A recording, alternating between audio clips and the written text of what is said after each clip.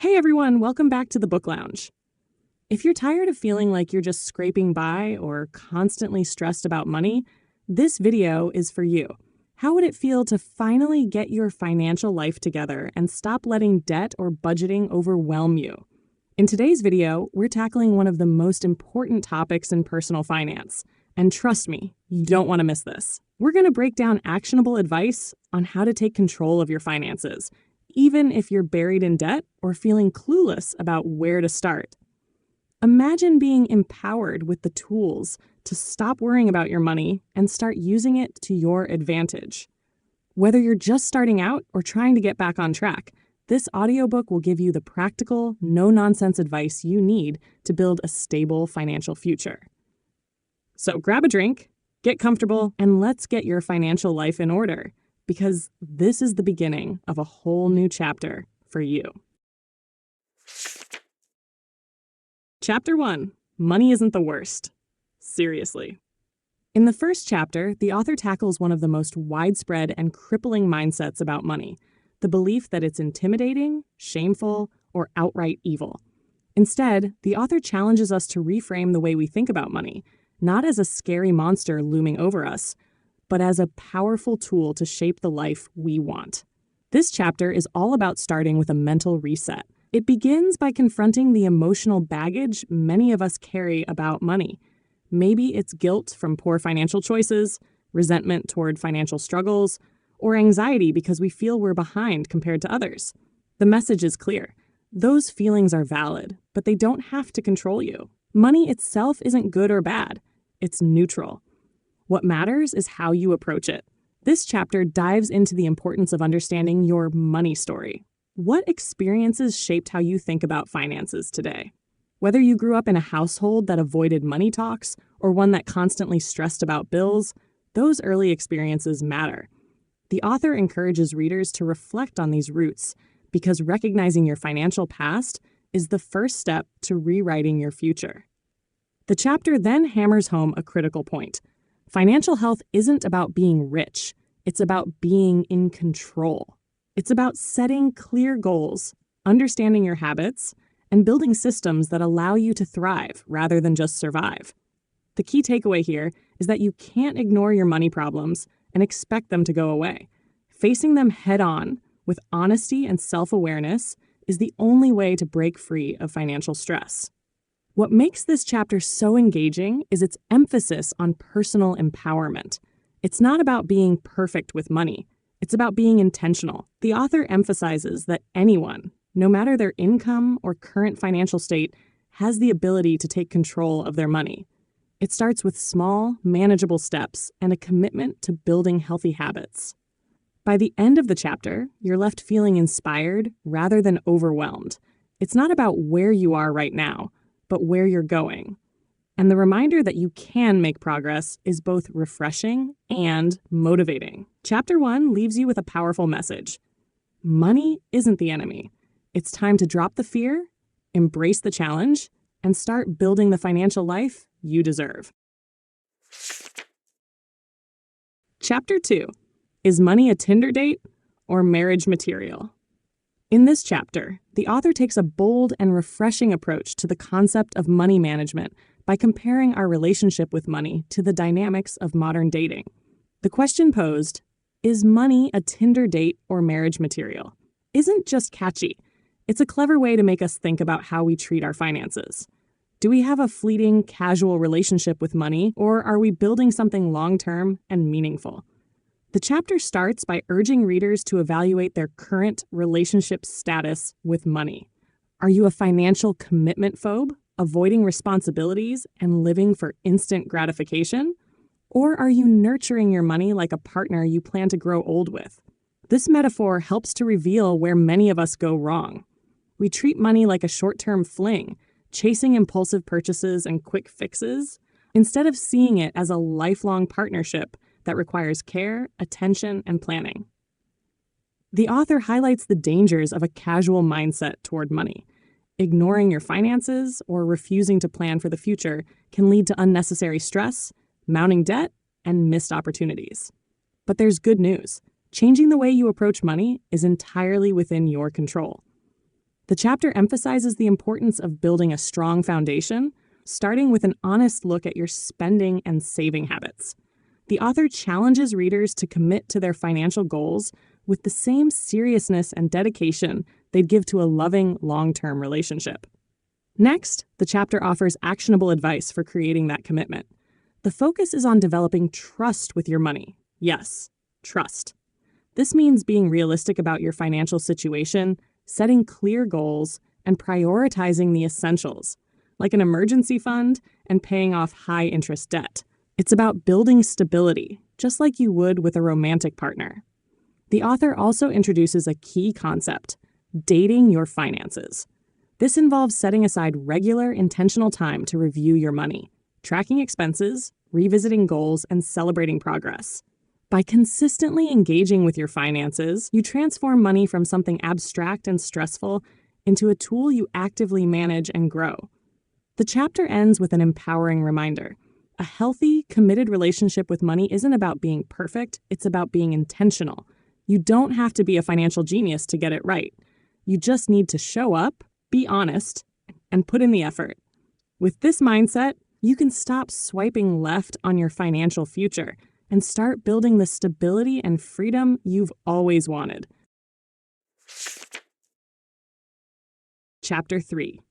Do you have a gold star in personal finance?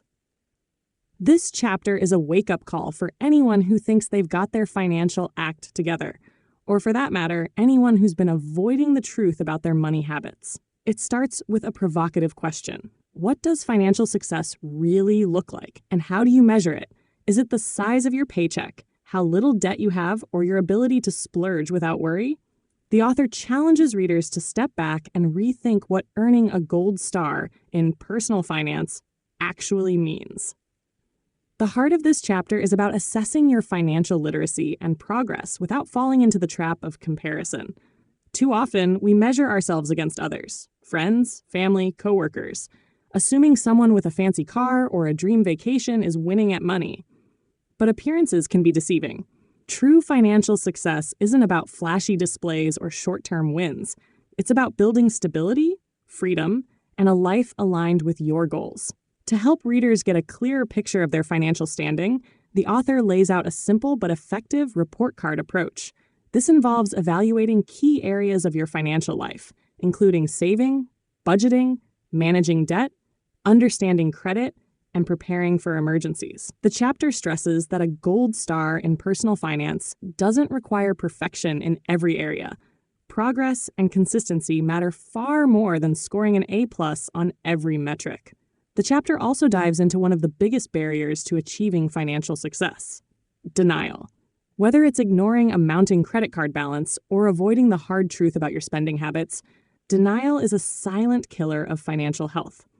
Instead, the author encourages readers to confront these issues head-on. The process might feel uncomfortable, but it's empowering once you realize where you stand and what needs to change. One of the standout lessons in this chapter is that personal finance isn't a one-size-fits-all journey. It's deeply personal, and your goals and progress should reflect your unique values and circumstances.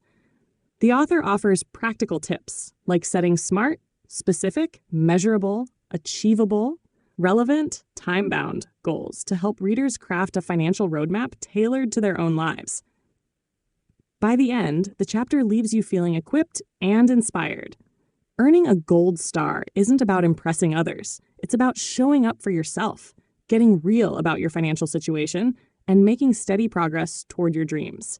This honest, no-excuses approach turns what could feel like a chore into a motivating challenge. It's not about where you are now. It's about taking the steps to where you want to be. Chapter 4. Dealing with the dreaded B word. In this chapter, the dreaded B word, budgeting, is tackled head-on, stripping away all the stigma, fear, and frustration associated with it. The author reframes budgeting as something that's not restrictive or boring, but empowering and essential to building the financial life you want. Budgeting isn't about saying no to everything fun or depriving yourself.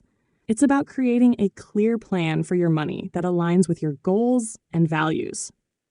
The chapter begins by addressing why so many people resist budgeting. For some, the word conjures images of spreadsheets and rigid rules. For others, it triggers feelings of guilt or failure, as though needing a budget is proof that you're bad with money. But the reality is that everyone, no matter their income, benefits from budgeting.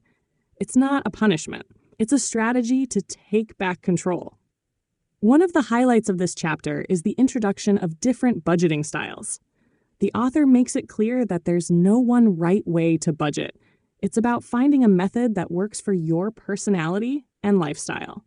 From the zero-based budget, where every dollar is assigned a job, to the percentage-based approach, where you allocate income into categories like savings, needs, and wants, there's a system for everyone. The key is to experiment and customize until you find a method that feels sustainable. The chapter also emphasizes the importance of tracking your spending before you even set up a budget. You can't create a realistic plan for your money if you don't know where it's currently going. The author encourages readers to comb through their bank and credit card statements to identify patterns, both good and bad, and to reflect on whether their spending aligns with their priorities. A critical lesson here is that budgeting isn't about perfection. It's normal to stumble, overspend in some categories, or adjust as life changes. The goal is to build awareness and intention with your money. Small tweaks, like automating savings or setting up alerts for overspending, can make a huge difference. By the end of the chapter, budgeting feels less like a chore and more like a powerful tool to achieve freedom and flexibility. It's not about what you're giving up. It's about what you're making possible. Whether you want to pay off debt, save for a dream vacation, or build a safety net, budgeting is the foundation to get there. And once you embrace it, you'll wonder why you ever dreaded the B word in the first place. Chapter 5. Picking the right financial products. This chapter dives into a critical yet often overwhelming aspect of personal finance, choosing the right financial tools to support your goals.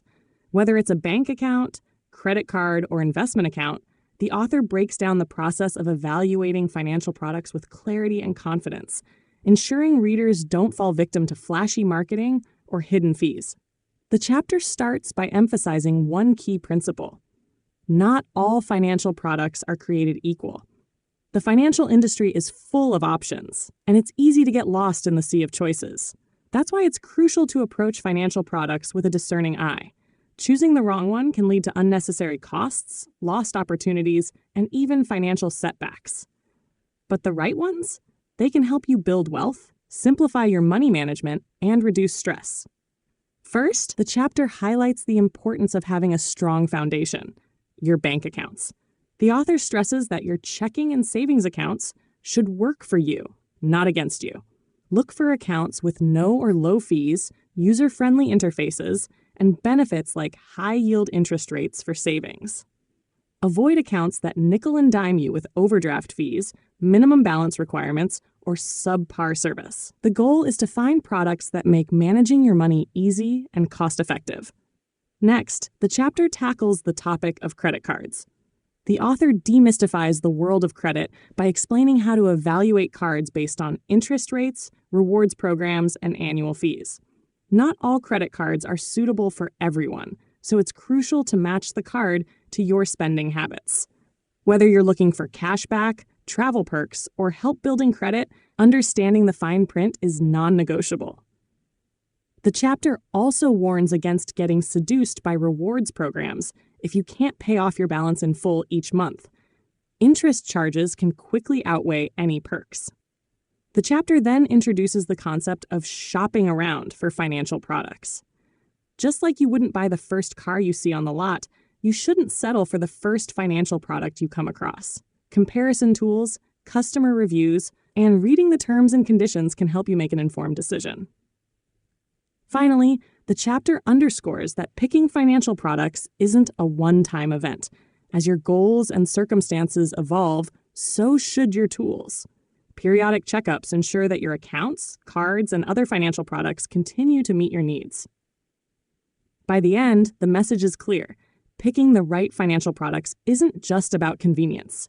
It's about empowerment. With the right tools in your corner, you can simplify your finances, save money, and set yourself up for success. Chapter 6. Credit Reports and Scores, the report card for life. In this chapter, the author shines a spotlight on credit reports and credit scores, calling them the financial equivalent of a report card for adulthood. These tools carry immense power. They can open doors to better opportunities or slam them shut. Whether you're applying for a loan, renting an apartment, or even landing a job, your creditworthiness plays a pivotal role in how you're perceived.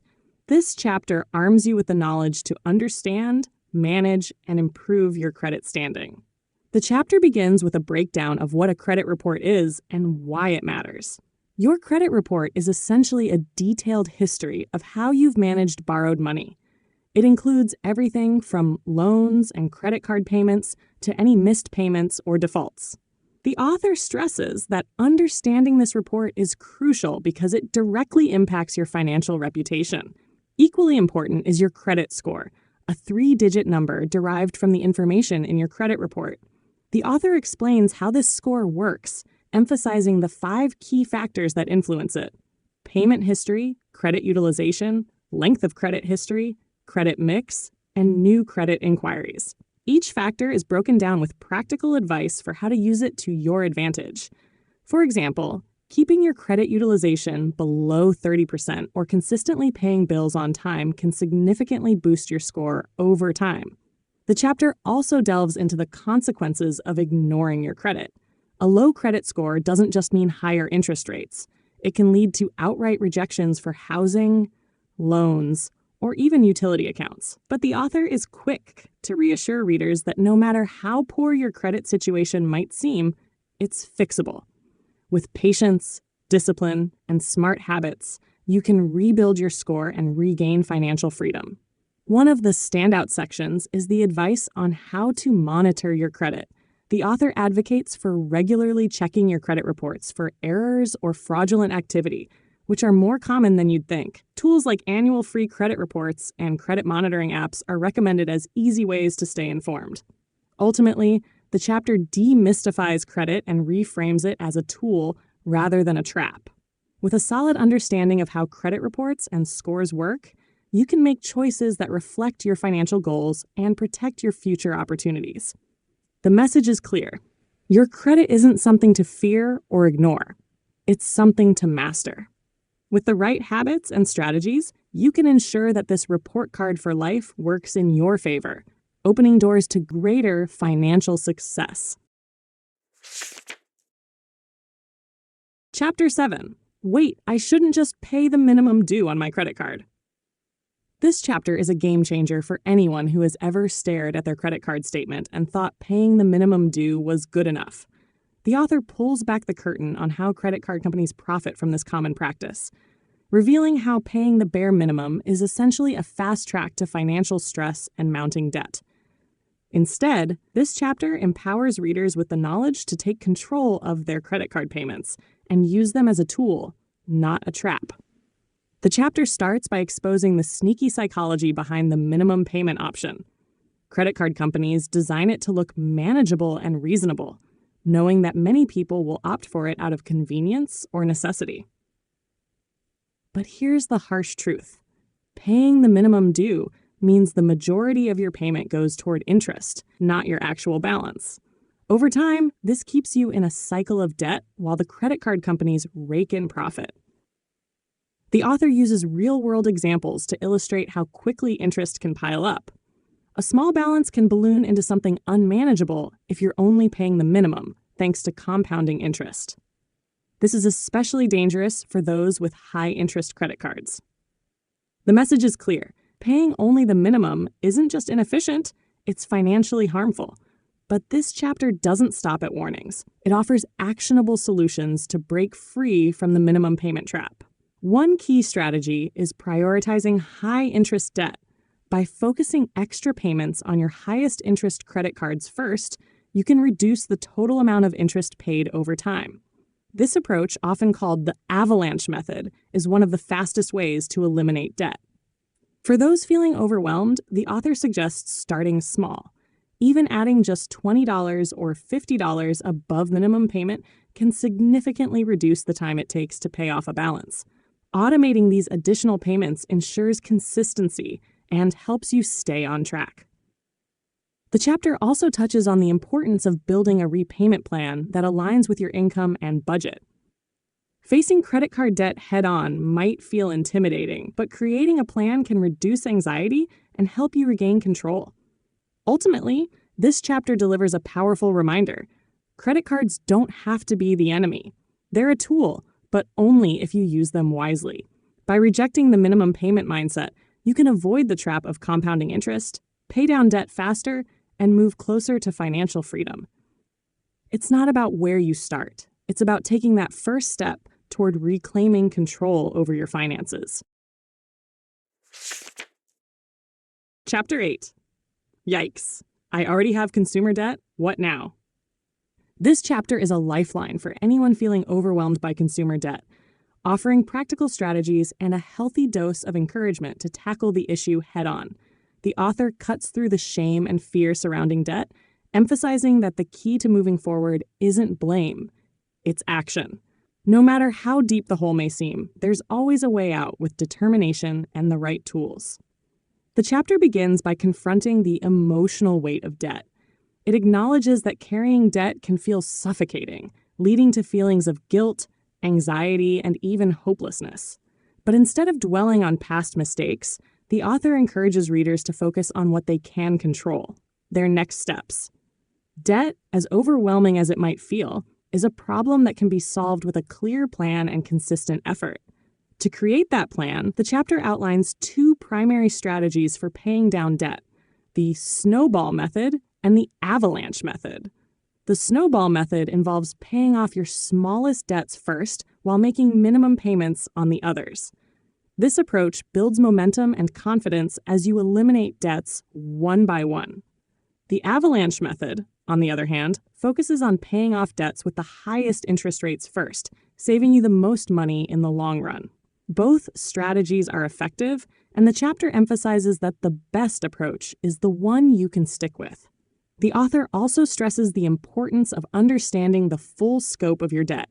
Listing out all debts, including balances, interest rates, and minimum payments, is a critical first step.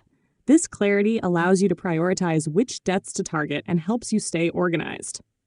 The chapter doesn't stop at repayment strategies. It dives into additional tools and techniques to accelerate debt elimination. Ideas like negotiating lower interest rates with creditors, consolidating high-interest debt into a lower-interest loan, or leveraging balance transfer credit cards are explored as potential options. These tools, when used wisely, can ease the burden and speed up the repayment process. Lastly, the chapter focuses on mindset. The journey to becoming debt-free isn't just about numbers. It's about resilience, discipline, and hope. By creating a budget, tracking your progress, and celebrating small victories along the way, you can stay motivated and avoid burnout. The ultimate message of this chapter is empowering. Debt is temporary, and it doesn't define you.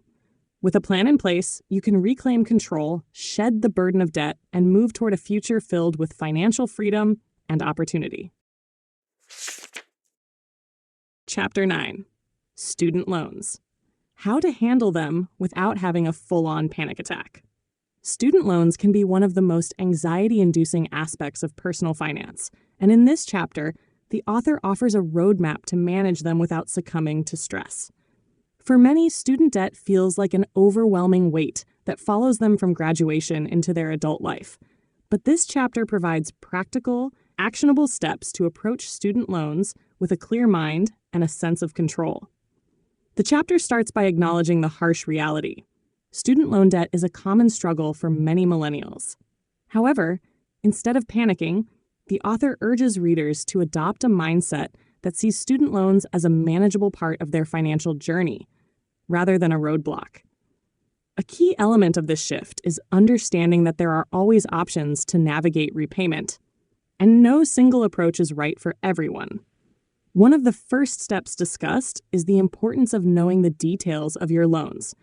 Many borrowers have multiple loans, often from different servicers, with varying interest rates and terms. The chapter emphasizes the importance of organizing these loans into a comprehensive picture.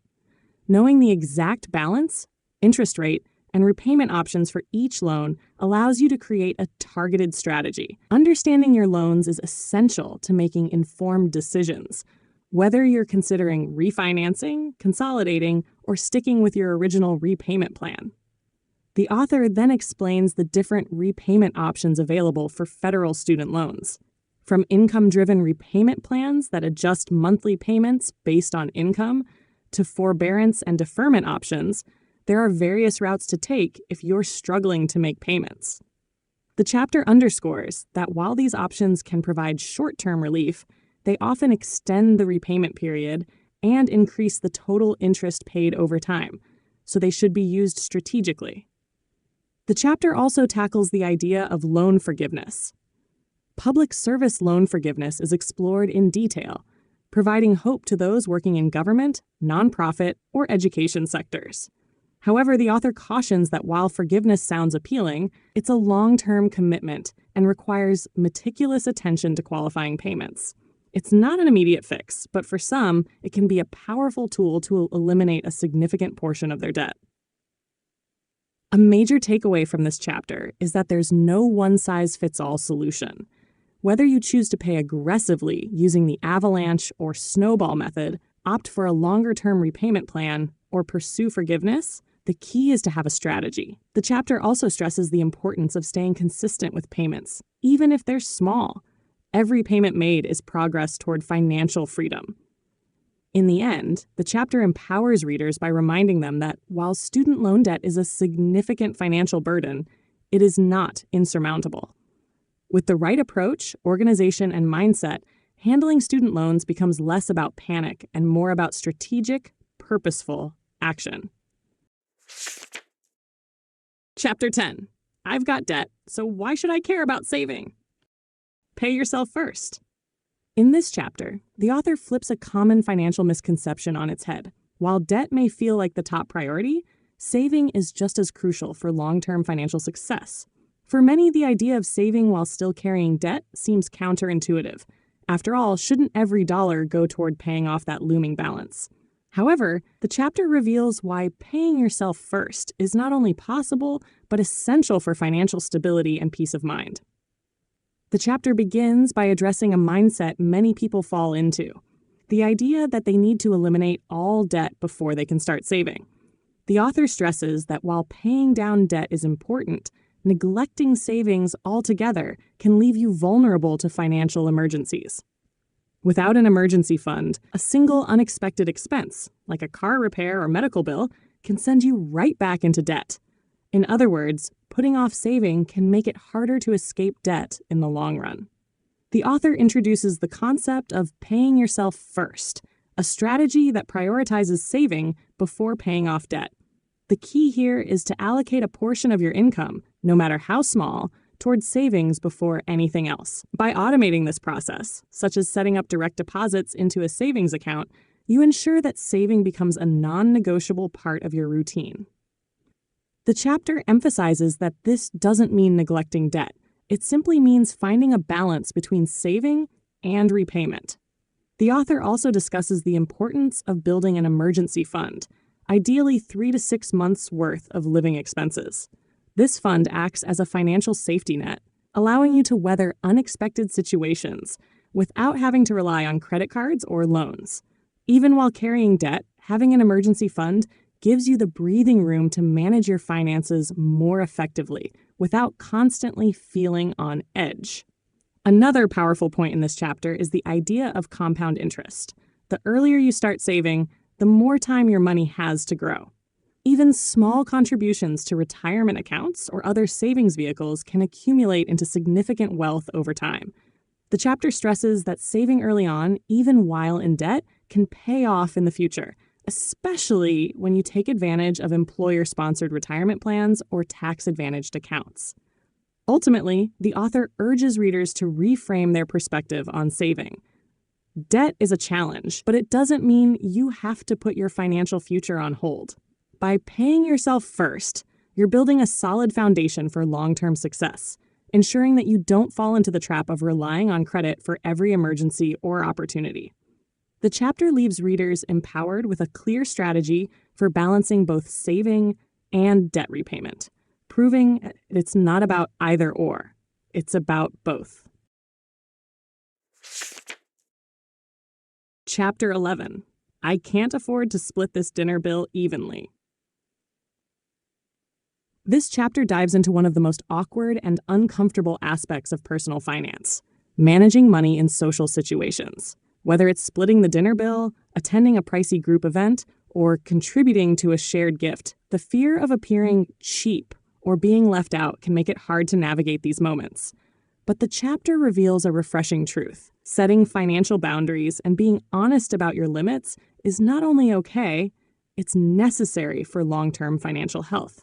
The author starts by acknowledging how often social situations put financial pressure on us. From dining out with friends to going in on expensive plans, it's easy to feel obligated to overspend in the name of keeping up. But here's the thing, saying yes to everything, especially when it's out of your budget, can create a dangerous cycle of guilt, stress, and unnecessary debt. One of the key lessons in this chapter is learning how to advocate for yourself in a way that feels respectful yet firm. If splitting the dinner bill evenly doesn't make sense, say you ordered a small salad while others feasted on appetizers and cocktails, it's perfectly fine to suggest paying for what you actually consumed. The chapter provides practical language for these moments, such as casually saying, "Hey, I'll just pay for my meal," to avoid overcomplicating the situation. The author also emphasizes the importance of planning ahead. If you know your friends or family tend to favor costly outings, you can be proactive by suggesting alternatives. Hosting a potluck, meeting for coffee instead of dinner, or finding free or low-cost activities can keep your social living without wrecking your budget. Another crucial point is understanding the power of transparency. While it might feel vulnerable to admit you're on a tight budget, sharing your financial goals can inspire others to respect your boundaries, or even reevaluate their own spending habits. By framing it as a matter of personal priorities rather than a lack of funds, you shift the focus from, "I can't afford this," to, "This isn't aligning with my financial goals right now." The chapter also dives into the guilt and shame often tied to money conversations. It challenges readers to recognize that true friends will respect your honesty and value your presence over your wallet. Setting boundaries isn't about being stingy. It's about taking care of yourself and your financial future. Ultimately, this chapter offers a liberating perspective. You don't have to sacrifice your financial stability to maintain relationships or fit in. With a little courage and clarity, you can master the art of balancing your budget with your social life, proving that you can still enjoy meaningful connections without breaking the bank. Chapter 12, Getting Financially Naked with Your Partner. Money can be one of the most sensitive and challenging topics in any relationship, but this chapter tackles the importance of financial transparency with your partner. It's a practical and empowering guide to navigating the often awkward money talk, emphasizing that open communication about finances is critical for building trust and creating a shared vision for your future. The chapter starts by highlighting why money matters in relationships. From splitting bills to long-term goals like buying a house or starting a family, financial compatibility, or the lack of it, can either strengthen or strain your bond. Yet many people avoid the conversation out of fear, shame, or simply not knowing where to start. The chapter reassures readers that it's okay to feel uncomfortable, but stresses that avoiding the topic can lead to bigger problems down the line. The author introduces the concept of getting financially naked, which means stripping away the secrecy and having an honest, judgment-free conversation about money. This process involves sharing your financial history, including your income, debt, savings, credit score, spending habits, and financial goals. While this level of vulnerability may feel intimidating, it's a crucial step toward understanding each other's financial realities and building a solid foundation together. To ease the process, the chapter offers practical tips for initiating the conversation. Start in a relaxed, non-confrontational setting, and frame the discussion as a mutual opportunity to align your values and plan for the future. Focus on listening without judgment and be prepared to address difficult topics like past financial mistakes or differing money mindsets. The chapter emphasizes that the goal isn't to agree on everything right away, but to create a space where both partners feel heard and respected. Another key takeaway is the importance of establishing financial roles and boundaries within the relationship. For example, deciding how to split expenses, whether to combine accounts, and how to set and track shared financial goals. The chapter underscores that there's no one-size-fits-all approach. What matters is finding a system that works for both partners. The author also discusses red flags to watch for, such as dishonesty about debt or consistent resistance to financial conversations. While these issues don't necessarily spell doom for a relationship, they do require attention and, potentially, professional help to resolve. Ultimately, this chapter is about more than just money. It's about creating a deeper connection with your partner. By embracing transparency, you're not only strengthening your financial footing, but also fostering trust, teamwork, and a shared vision for the future. Getting financially naked may feel vulnerable, but it's a powerful act of commitment that can bring you closer than ever before. Chapter 13. Overcoming the emotional and financial battles of living at home after college. This chapter explores the complex dynamic of living at home with your parents after college, a reality many young adults face due to financial constraints. While moving back home can provide much-needed relief from rent or other financial pressures, it also comes with emotional challenges, unspoken expectations, and the potential for tension. This chapter offers a thoughtful approach to navigating these complexities while leveraging the situation to build a stronger financial future. The author starts by addressing the stigma around moving back in with parents. Though it might feel like a step backward, living at home can be a strategic choice for reducing expenses and saving money, if done correctly.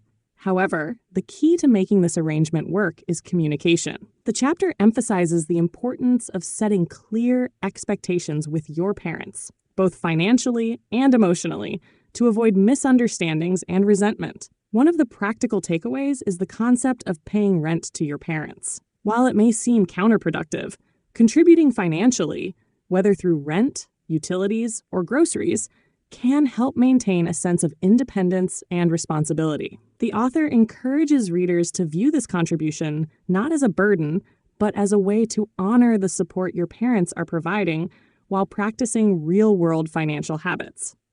For those whose parents refuse to accept money, the chapter suggests saving what you would have paid in rent toward a future goal, such as moving out or paying off debt. The chapter also delves into the emotional dynamics of living with family as an adult. It's common for parents to struggle with seeing their child as an independent adult, while young adults may feel frustrated by a loss of autonomy. Establishing boundaries, like maintaining privacy, contributing to household chores, and setting personal goals, can create a healthier living environment. Open communication about roles and expectations ensures that both sides feel respected and valued. Another critical piece of advice is to use this time at home wisely. Instead of spending the extra money you're saving on unnecessary expenses, prioritize paying down debt, building an emergency fund, or setting aside money for long-term goals. The chapter encourages readers to set a clear timeline for moving out and take actionable steps toward achieving that milestone. Ultimately, this chapter reframes living at home as an opportunity rather than a setback. By approaching the situation with intention, respect, and financial discipline, young adults can turn what might seem like a temporary compromise into a powerful foundation for future independence. It's not about where you live, it's about how you make it work for your goals. Chapter 14. How to negotiate salary or anything else by learning to ask for what you want. This chapter unpacks one of the most critical skills for financial success, negotiation. Whether it's negotiating a salary, a raise, or even your cable bill, mastering the art of asking for what you want can dramatically impact your financial health and sense of empowerment. It's not just about money. It's about valuing yourself and advocating for your worth. The chapter begins by breaking down why negotiation is often intimidating.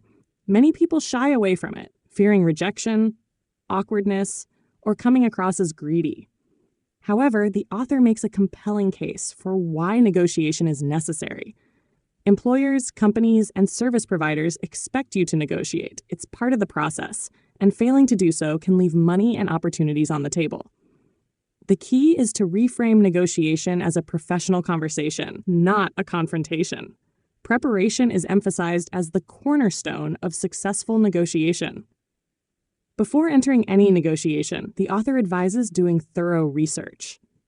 If you're negotiating a salary, know the market rate for your role, industry, and location. Websites like Glassdoor and Payscale are great tools to gather this data. Come armed with evidence of your accomplishments and the value you bring to the table, whether it's increased sales, streamlined processes, or outstanding client satisfaction. This preparation boosts confidence and makes your case compelling. The chapter provides a step-by-step framework for the negotiation process. It starts with timing. Knowing when to negotiate is as important as how.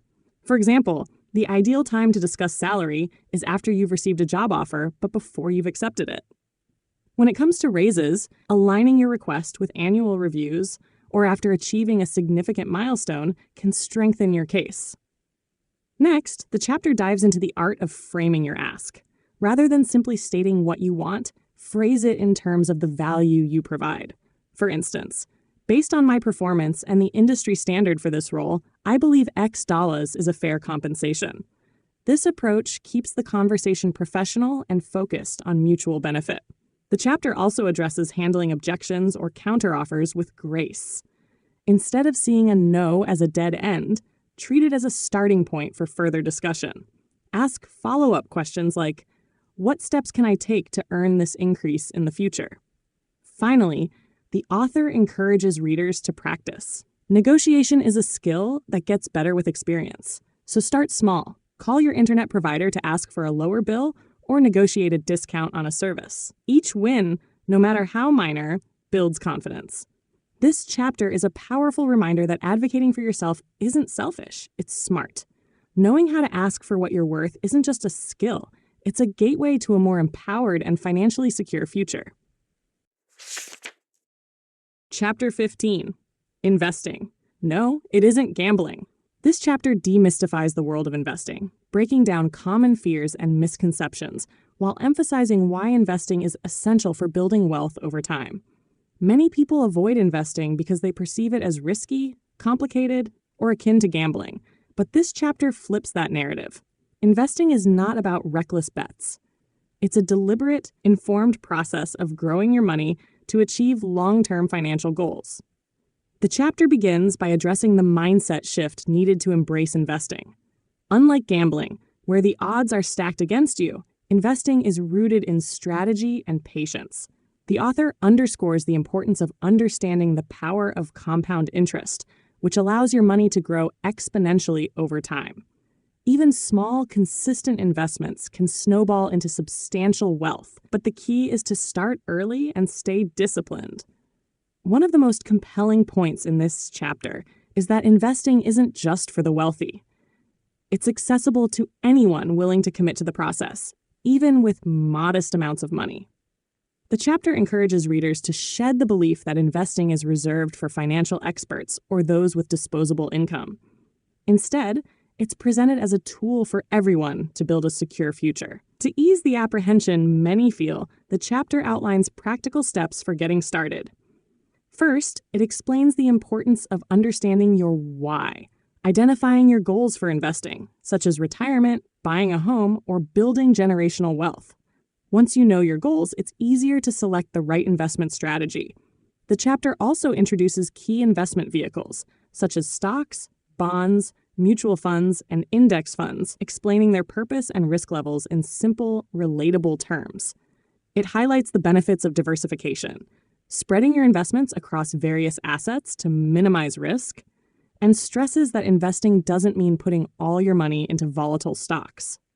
For beginners, the author suggests starting with employer-sponsored retirement accounts like 401ks or IRAs. particularly if employers offer matching contributions. This free money is a no-brainer and an easy entry point into the investing world. The chapter also debunks the myth that you need to time the market to succeed. Instead, it emphasizes a time in the market approach, where consistency and staying invested during ups and downs are what ultimately pay off. By the end, readers are left with a clear understanding that investing isn't gambling. It's a calculated, proactive step toward financial independence. The message is empowering. Anyone can invest, and everyone should. With the right mindset and knowledge, investing becomes a tool for security and opportunity, not something to fear. Chapter 16, Retirement. Can it ever happen for me? This chapter addresses one of the most daunting questions for young adults: whether retirement is an achievable goal or simply a far-fetched dream in today's world. It shifts the narrative from fear and uncertainty to empowerment, illustrating that with intentional planning and steady effort, retirement isn't just possible. It can be fulfilling and secure. The chapter begins by tackling the skepticism many feel about retirement. With rising living costs, unpredictable markets, and a growing distrust in traditional retirement systems, it's easy to feel like saving for retirement is futile. However, the message here is clear. The earlier you start, the more control you gain. Even small contributions today can snowball into substantial savings over time, thanks to the power of compound interest. The chapter vividly describes compound growth as free money earned by time, urging readers to take advantage of it as soon as possible. The discussion then turns to practical steps, starting with understanding retirement accounts. It demystifies the jargon surrounding 401ks, IRAs, and Roth IRAs, explaining how each works and which might suit different financial situations. The emphasis is on making use of employer-sponsored plans, particularly 401ks with matching contributions. The match is framed as essentially free money, a perk that no one should leave on the table. For those without access to employer-sponsored plans, the chapter highlights the importance of opening an IRA and setting up automated contributions. This ensures consistency and removes the mental burden of deciding how much to save each month. Readers are encouraged to prioritize retirement savings alongside other goals, rather than viewing it as something to tackle later. One of the most impactful points in this chapter is the advice to set a realistic retirement target. This means thinking about the kind of lifestyle you want in retirement, estimating what that might cost, and breaking it down into manageable savings goals. Retirement isn't a one-size-fits-all concept. It's deeply personal, and the chapter encourages readers to craft a plan that aligns with their unique aspirations. The chapter also stresses the importance of balancing retirement savings with current financial needs. While saving for the future is critical, it shouldn't come at the cost of living a meaningful life today. The key is to find harmony, saving enough for tomorrow while making room for experiences and joys in the present. Ultimately, this chapter is a rallying cry to take retirement planning seriously and to believe in its attainability. By starting early, leveraging the right tools, and staying consistent, anyone can build a future where retirement isn't a distant dream, but a rewarding reality. It's not just about surviving later. It's about thriving and living a life of choice and freedom. Chapter 17. I'm not rich enough to hire a financial planner. This chapter dismantles the common misconception that financial planners are a luxury reserved for the wealthy. It opens by addressing the hesitancy many people feel about seeking professional help for their finances, driven by fear of cost, embarrassment, or the belief that their financial situation isn't big enough to warrant expert guidance. The message is clear. Financial planners can be valuable allies for anyone, regardless of income level, especially when navigating financial complexities. The chapter provides an overview of what financial planners actually do. They're not just for the ultra-wealthy.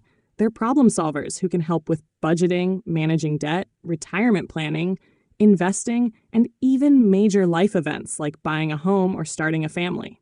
A planner can offer clarity, strategy, and a sense of confidence, particularly for those feeling overwhelmed or unsure about their financial direction. It also highlights that financial planning doesn't have to break the bank. Many planners offer services on an hourly basis or charge a flat fee for specific needs, making it more accessible than people might assume.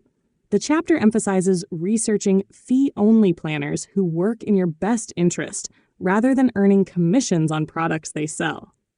This ensures unbiased advice tailored to your goals. For those who truly can't afford a financial planner, the chapter offers alternatives. Many nonprofit organizations and community programs provide free or low-cost financial counseling. Additionally, it points out the growing availability of robo-advisors, digital platforms that provide personalized investment strategies at a fraction of the cost of traditional advisors. While robo-advisors lack the human touch, they're a great starting point for building wealth and gaining insight into investing. A standout section is the advice on when to consider hiring a planner. Life transitions, like starting a new job, getting married, having children, or receiving an inheritance, often come with financial questions that a planner can help navigate. Similarly, if you're facing significant debt, unsure how to start investing, or overwhelmed by retirement planning, a professional can provide the tools to make informed decisions and create a roadmap for your goals. The chapter also emphasizes the importance of educating yourself, even if you work with a planner. While experts can guide you, you are the ultimate driver of your financial journey. The more you understand your money, the better equipped you are to advocate for your future. Ultimately, this chapter reframes financial planning as a proactive investment in yourself, rather than an unnecessary expense. It's a powerful reminder that seeking help is not a sign of weakness, but an act of empowerment. Whether you hire a professional or explore alternative resources, building a strong support system for your finances ensures you're equipped to face challenges and seize opportunities with confidence. Chapter 18, But My Broker Said I Can Afford This Much House. This chapter delves into one of the most significant financial decisions many will ever make, buying a home, and the potentially devastating consequences of relying solely on a broker's assessment of what you can afford. While owning a home may feel like the pinnacle of financial success, this chapter stresses the importance of approaching the process with caution, research, and a clear understanding of your own finances. The narrative begins by addressing a key pitfall: trusting a broker's assessment of your affordability without question. Brokers often use formulas based on your gross income rather than your actual financial picture, including debt, savings goals, and day-to-day living expenses. This can lead to overestimations that push buyers into homes they technically qualify for but cannot comfortably afford. The chapter urges readers to shift the focus from what the bank says I can borrow to what I can realistically afford without jeopardizing my financial stability. The chapter provides practical guidance on determining your own affordability. It emphasizes looking beyond the mortgage payment itself to account for hidden or unexpected costs of homeownership. These include property taxes, homeowners insurance, maintenance, repairs, and HOA fees, all of which can add up quickly. By fully understanding these ongoing expenses, buyers can avoid stretching their budget too thin. Another critical point is the importance of having a solid emergency fund in place before buying a home. Unexpected home repairs, like a burst pipe or a roof replacement, can wreak havoc on your finances if you're not prepared. The chapter advises setting aside 3 to 6 months of living expenses as a buffer before taking on the financial responsibility of homeownership. The emotional side of home buying is also explored. Many people feel pressured to buy as soon as possible due to societal expectations or fear of missing out on market opportunities. However, the chapter encourages readers to resist this pressure and focus on their unique circumstances and readiness. Owning a home is not a universal milestone, and renting can be a better financial decision for some, especially if it allows for flexibility, savings, or debt repayment. The chapter concludes with a powerful reminder. Buying a home is not just a financial decision, but a lifestyle choice. It's about creating stability and security, not chasing an ideal or stretching your finances to the brink. By taking the time to assess your true affordability and future needs, you can make a decision that aligns with your goals and ensures long-term financial health. The message is clear.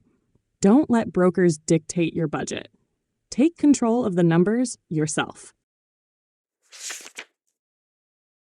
Epilogue. Now that you're a financial badass, keep it up. The final chapter is a resounding call to action, wrapping up the journey with both celebration and motivation. It begins by recognizing the progress readers have made, no matter how small or significant, toward transforming their relationship with money.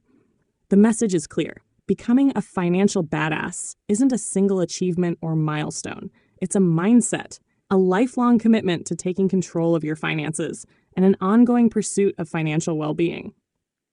The chapter encourages readers to reflect on how far they've come.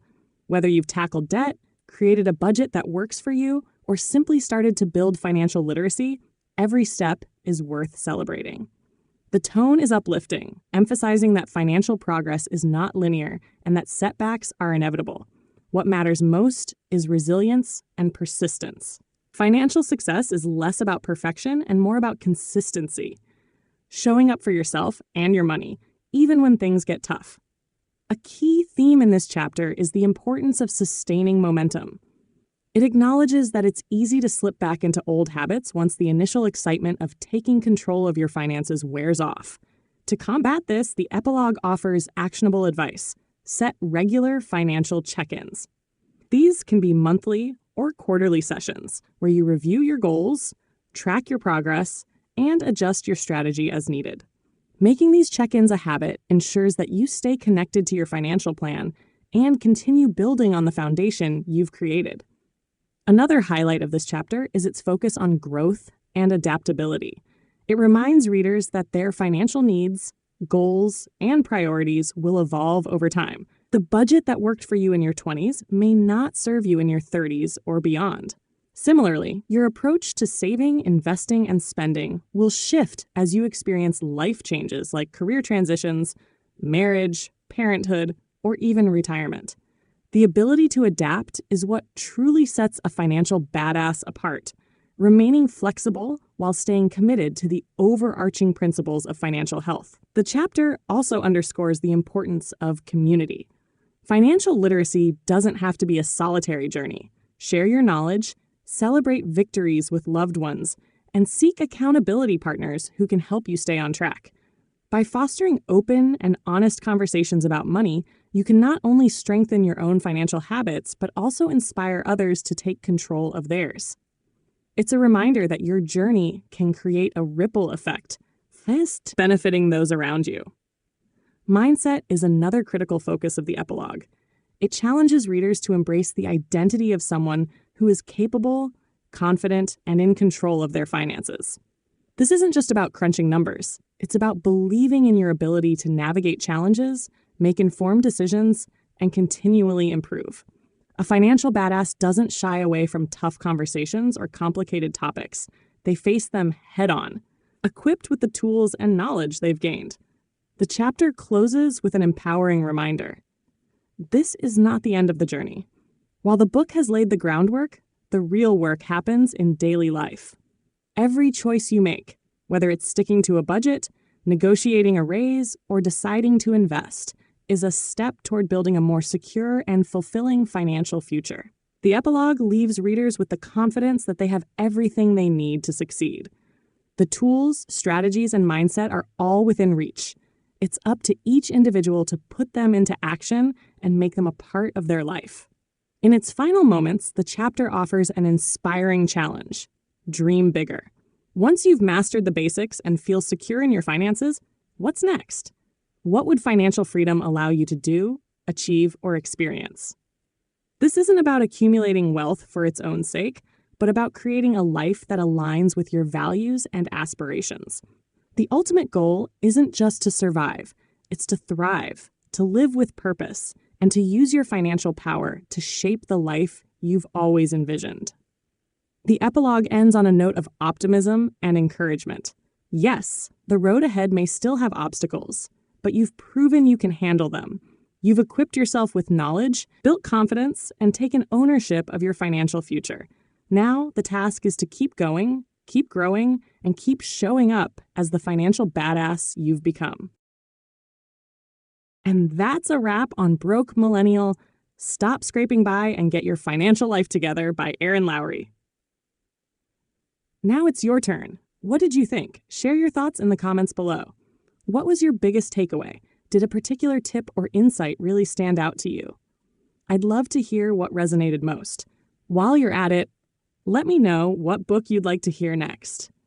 Your suggestions are what make the Book Lounge the perfect spot for audiobook lovers like you. If you enjoyed today's listen, don't forget to hit that like button and subscribe to the Book Lounge so you never miss a new audiobook breakdown. And here's a little bonus.